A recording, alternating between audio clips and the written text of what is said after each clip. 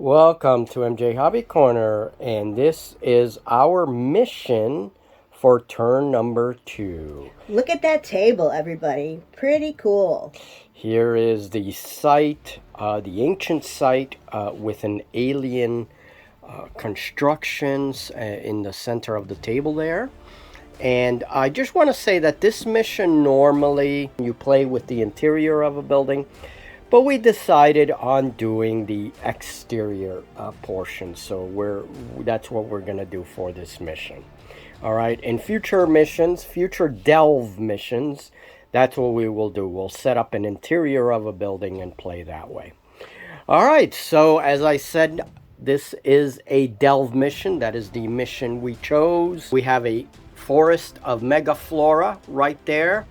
The ancient ruins, and quite a few things going on. We also have these rocks that are hovering, floating rocks. So there's some kind of gravitational anomaly here, which means that we are going to get a benefit to our movement. We'll have a couple of inches of movement benefit because of the lighter gravity in this area. Now for the delve mission, we have these tokens here, which we're going to place. These are delve tokens. And in addition to that, we also have hazard tokens that we place. And those will convert into robots. Whoa. We're using these little Tau robots to represent them. They're called sleepers. And they're basically part of the ancient security system of this area. So they're going to be the primary enemies. All right. Okay. So first things first, we have to position, before we can deploy our crew, we have to position 4 of these markers. And what we'll do is we're going to break up the table into a grid of 4 squares and position these as best we can in the middle of each grid. Okay, so we placed all the delve markers. There's 4 of them. There's one here, one over here, and these are in the center of an imaginary grid. And these represent ancient machinery that we have to unlock in order to find the artifact. We are looking for an ancient artifact. So we have to unlock 3 of the 4. Now, in order to unlock one of these markers, one of our figures moves in base-to-base contact with it, and then we roll on a table to see what happens. Okay? Do we, after we see what we get on the roll, do we pick the marker up then, or just opening it is enough? We do pick the marker up. Okay. Yeah, I think that's a good way to make sure we know how many are left, right, etc., etc. Okay. So, yeah. Now, in addition to the delve markers, in the first enemy phase, we place 4 hazard markers on the table with 1 marker in each table quarter. Each is placed 1d6 inches randomly from the center of the table quarter. If this is placed by accident within 3 inches of a crew member, we can move it towards the center of the table until it is no longer within 3 inches of a crew member. Now, delve hazards are revealed if at any point a crew member is within 3 inches and line of sight of the marker. And we then roll on a table 1d6 to see what kind of hazard it is. If it's a sleeper enemy, a trap, or some kind of environmental hazard. So these markers will appear in the first enemy phase, and then after that we have to make sure there are 4 markers on the table. So once they are revealed, the marker is removed, we put whatever it is down, and then another marker will come in the next enemy phase. So we always have to have 4 on the table. All right, so let me see now. At the start, let's see. I don't think... Yes, each marker moves 3 inches in a random direction as well. So we do have to determine random directions. If they hit a piece of terrain, they stop. Okay? And then they'll move away from that piece of terrain on the next turn. All right. I think that covers that. Next, we have to deploy our crew. We get 6 crew members in this mission. Okay, so we have Jovian. We also have Scales with his little pistol there. He's our winged swift. We have our bot, Eve. Nova, who's our veteran trooper now, second in command. We have Helix, our other scientist right here looking through the scanner. And then we have Viper, who is our alien. And he has some really cool Ripper pistols. So that's the crew, and we are now deployed and ready to begin. We have 6 crew members. And if you hear anything on the floor, that's Juniper. She's walking around the floor. All right, so we are now ready to begin this mission. And I just want to remind us that we can leave the board at any time we want. We can leave through the board that we came in, the edge that we came in through, or any other board edge that we'd like. All right, so the only problem with that is we don't get the full rewards. We do have to reveal 3 tokens in order to win the reward, which there are a lot of good rewards in this particular mission. All right, Julie, let's do reactions. Turn 1 has begun. You can begin with the characters, and then we'll... let me go get the dice, the little reaction dice. I wondered. Yeah. All right. I'm on the ball. So Helix is first. He's a scientist. He has reaction 1. Right. And he rolls 2 dice instead of 1. So go ahead. Thank goodness. Okay. I know. Take the lowest number. Obviously. Here we go. I got a 1. Yeah. Good reaction. Okay. So he gets 1 for it. He gets to act in the quick phase. Okay. And next is, I don't know. Viper. Okay, Viper. He's got 2 reaction. Reaction 1. 2. He rolls a 1 also in the quick phase. Very good. Now Nova. 3. She is in the slow phase. Oh, wow. Okay, and this one is who? Eve. Eve, that's right. 4. Slow phase. No, Julie, come on. Who's this? Scales. He has reaction 1. Oh, no. 3. Slow phase. And 1 more. Jovian. 2. He is in the quick phase.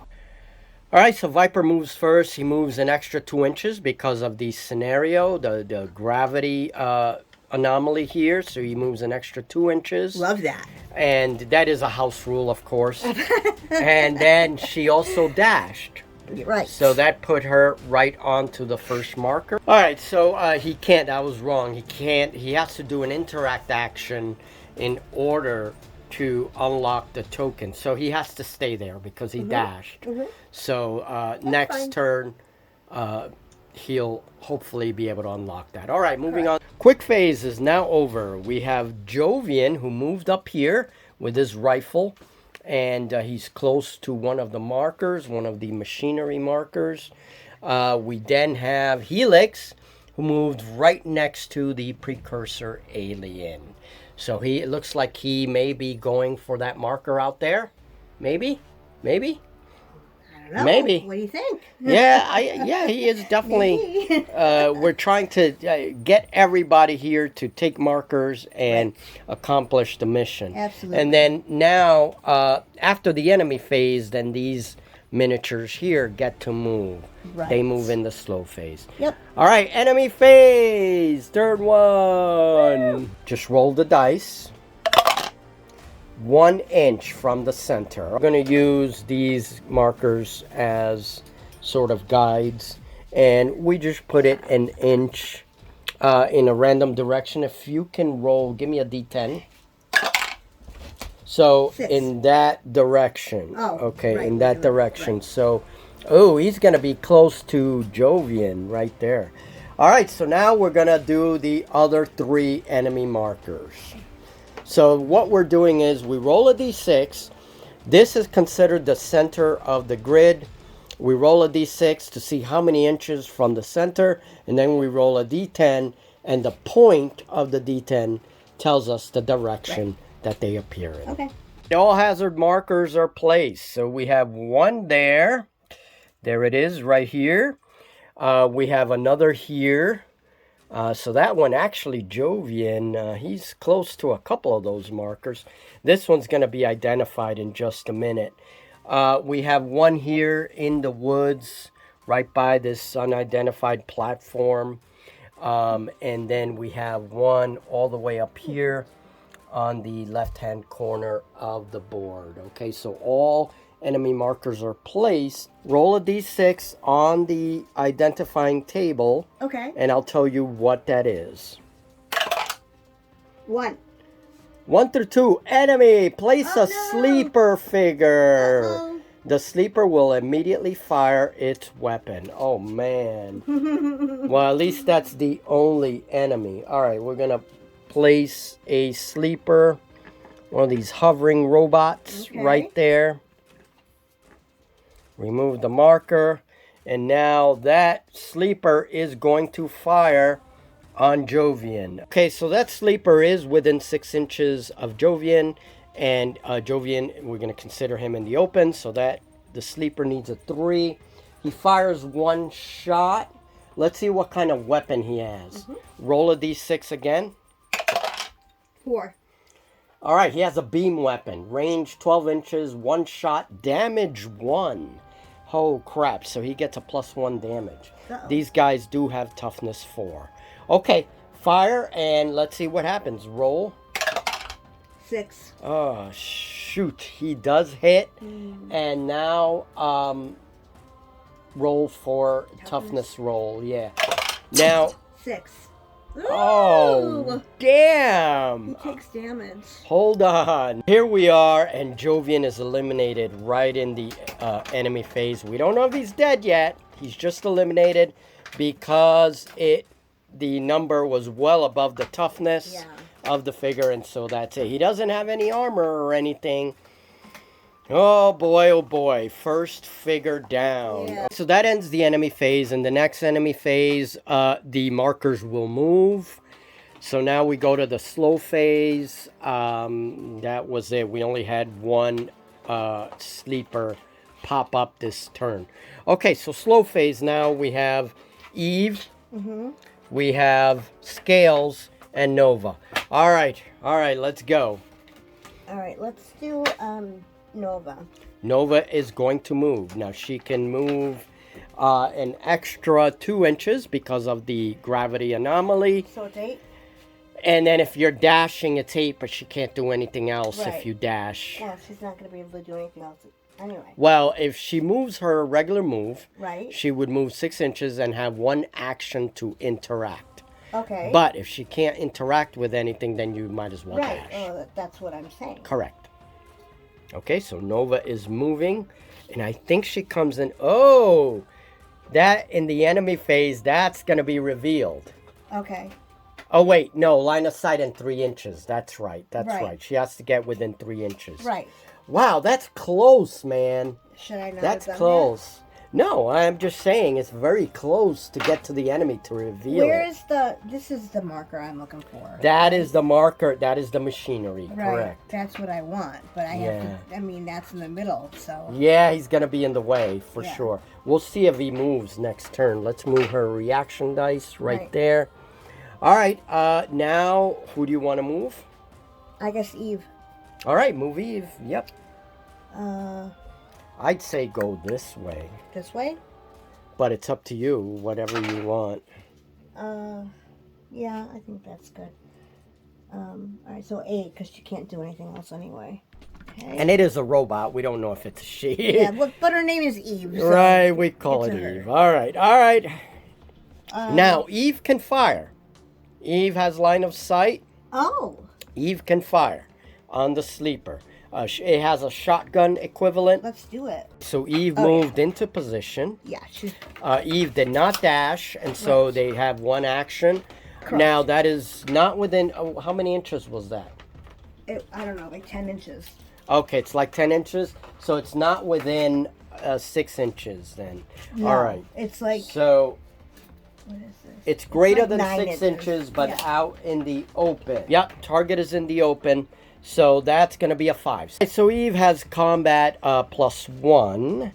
And so we get to add that to the roll. She has a colonial shotgun, which is a civilian grade weapon. It has one shot, 12-inch range, damage +0.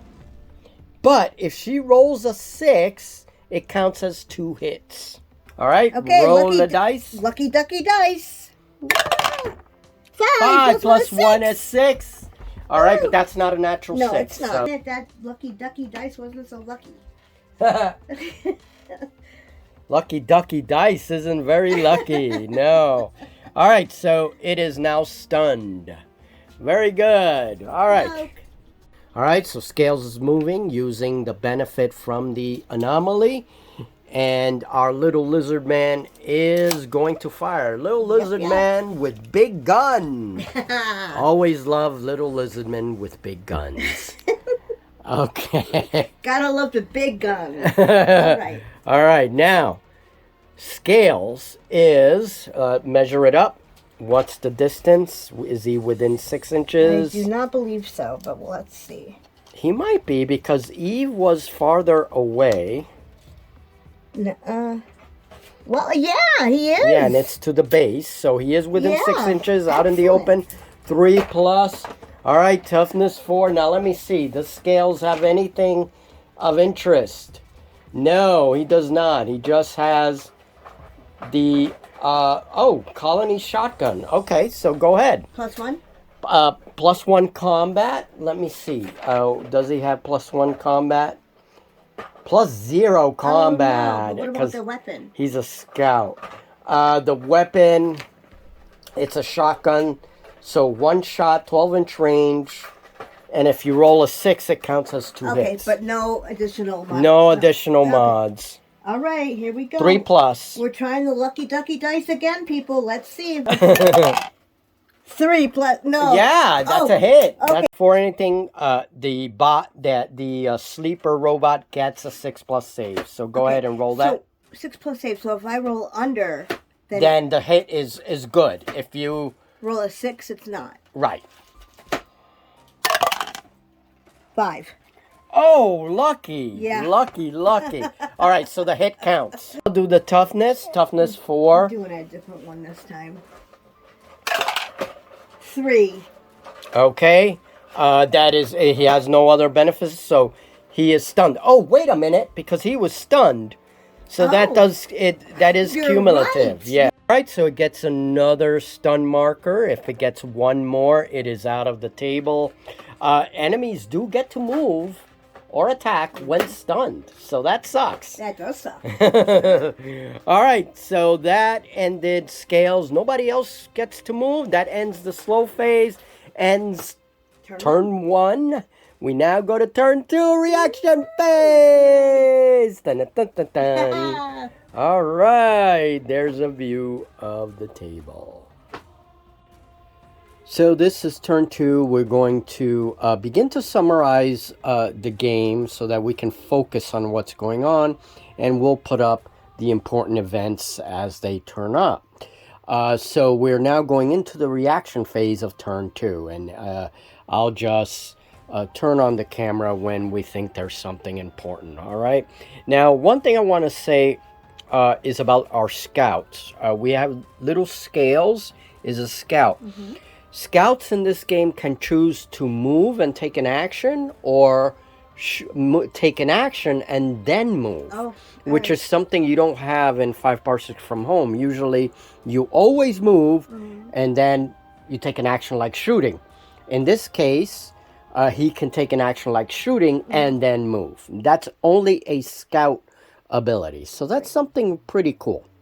All right, we're in the quick phase, and now we have Viper, who has come into base contact with one of the delve markers. So now we roll on the D6 table to determine what the marker is. So Julie, roll on the D6 table. Okay. Viper will forego his movement so he can do this action, and just roll a D6. All right, here we go. 6. A 6. Skill-based activation. A character must take an action and roll 1d6 plus savvy, scoring a 4+. All right, So now you roll a d6, and we have to add his savvy score to that. All right. And then once you do that, if it's equal 4 or over, then that's great. We get it. Savvy's a +0, so go ahead. Here we go. So what we're going to do as a house rule is he's not going to roll again on the table. He's going to remain there. Then in a future turn, he can roll an activation again, d6 plus his savvy score, in order to unlock it. We're not going to keep rolling randomly. So that's what we're going to do for the marker. What do you think, Junie? Do you like that idea?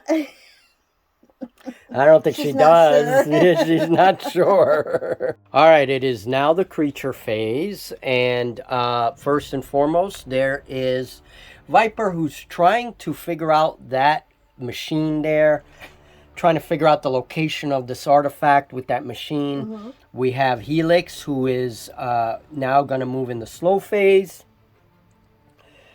We have these two characters, Eve and our little scout, our little lizard man scout, Swift. They move in the slow phase. We have the robot here that's going to activate now. Now, Nova has triggered from this marker. We got to remove this marker. Triggered 2 sleepers. And they will not activate this round. They will activate the following round. But there's 2 sleepers guarding our little marker. That little marker. So yeah, we're going to have to try to eliminate them somehow. All right, creature phase. It's going to be the sleepers. And then we also have to move those markers. Let's move the markers first. Okay. And now I do have to place a couple of markers because we are missing. There always has to be 4 of these hazard markers on the table. So when they convert into sleepers, more markers come out. So we do that randomly, and I simply place a marker. Julie will roll the dice, and we'll roll to see which random location, and that's where the marker will come in. All right, well, here in the creature phase, the sleeper robot has fired on our little scout. And he's within 6 inches and out in the open, so a 3+. I rolled a 6. So our Swift has taken a hit. Now, Julie, roll the toughness and see. I'm sorry, if you roll over the toughness, he's out of the picture. Right, which is why I want to roll low. You want to roll lower or equal to. Lucky ducky dice. Let's see what happens. Ugh. You rolled a 5! Oh, second crew member out! We are not doing well on this one. Not at all. Oh, man. Uh-oh. We may have to leave this mission. Okay, creature phase is now over. And I keep calling it a creature phase. It's enemy phase. Yeah, you know, I was calling it creature too. It's because of Stargrave and stuff like that. We get confused. All right. Enemy marker moved here. They moved 3 inches randomly. So all we do is roll a d10. Wherever the point, the direction of the point is the direction that they move. So then we have another marker moved from here to there. We have one marker that now moved here, and another marker that moved towards the mega flora up there. So some are moving away from our guys. Some are moving away from our guys, and some are moving towards our guys. So now we're in the slow phase. Now we got to check a couple of instances here because we may reveal more hazard markers. And I don't know, if we lose one more crew member, Julie and I have agreed that we may just get out of the board. Yeah. So first things first, that marker here, that hazard marker, is within 3 inches of Helix, and it's also within line of sight. So Julie, why don't you roll a d6? This is the slow phase of turn 2. Go ahead, roll a d6. 1. A 1. All right, so a 1 through 2 on the hazard tables and enemy. Place a sleeper figure. The sleeper will immediately fire its weapon. Uh-oh. Now this is the slow phase. We're in trouble. Yeah. Okay, so it's going to fire its weapon automatically, even in the slow phase. So there we go. Sleeper it is. Okay, the sleeper fires on Helix. He needs a 3 or over. And you add a +1 to that, by the way. Of course I do. It's 4 + 1 is 5. 5, that is a hit. See, Helix's toughness is a 3. Oh. He has no armor. Oh my god. Go ahead and roll. It's not good. I don't know which one to roll. None of them are doing very well. By the way, he has +1 damage because he has a beam weapon. So plus, sleeper does? Yeah, +1 damage. Fabulous. So we're screwed. Completely. Go ahead. Here we go. What did you roll? A 6. Leave it there. Leave it there. Okay. All right. You rolled a 6? Yes. Oh, crap. That's a 7. Man. We need to man. Get out now. Oh, man. Oh, man. Oh. We need to skedaddle out. Oh, the scientist is out. All right. You know what? The colonial administrator, Valerian, was right. We should have played an exploration mission. Oh. So, yeah, Valerian was right. This was not a good idea. All right, so the characters are moving towards the board edge. We got that guy there. We got, this one's already out. Nova's about out as well. We don't normally play. When we decide to get out, we normally just get out. Mm-hmm. So basically that's it. And now we're gonna do the post game. We do not get any of the rewards of this mission, unfortunately, because the characters decided to get out of town. So first things first is Jovian. Let's do Jovian. We are rolling percentiles, and this is the injuries phase. Normally this is done in the post-battle phase. We're going to do it right now and attach it to our mission video. Roll percentiles. 29. No, that can't be a 9. What is that? What was a 6? 29. It's a 29. 29, yeah. 29 is seriously wounded. The character must recover for 5 campaign turns. Oh my god. Oh, he's screwed. That is way too much. He's basically out of the picture. Yeah. We're going to have to get a replacement for him because we don't play that long. We're not going to play. It's a very short campaign. All right, so now our little lizard man, our little swift. Oh, please be okay. 23. Seriously wounded. 5 campaign turns. Looks like we're getting another scout. All right, Julie. Helix. Oh, no, Helix. Oh my god. Come on. 53. Lightly wounded. The character must recover for 2 campaign turns. Now we can use story points. So why don't we use story points for both of these characters? You want to use 2 story points? Okay. All right. We'll use up 2 story points. So first story point for a reroll. Go ahead. 50. Okay, lightly wounded. All right, that's better. 2 campaigns. All right, that's so better. Jovian is 2 campaign turns. All right, he might. Yeah, that's good. Next story point for the lizard man. 98. 98. School of Hard Knocks. The character's okay and grants 1 experience point as they reflect on their experiences. Nice. Gains. I'm sorry, not grants. Gains. So our lizard man gains 1 experience point. He is 1 tough critter. Yay, our little swift. That's why you need story points in this game. You can't forget to use story points. All right. So, thanks to story points, he only gets 2 campaign turns. It was 2 campaign turns in the ward.